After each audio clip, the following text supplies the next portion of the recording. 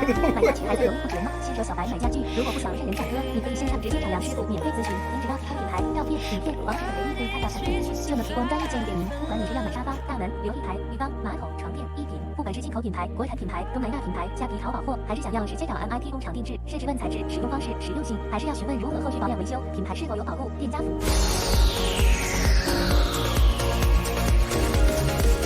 家具小白免费线上咨询，也能协助进口国产甚至工厂购买。私讯本专或 Line 找杨师傅。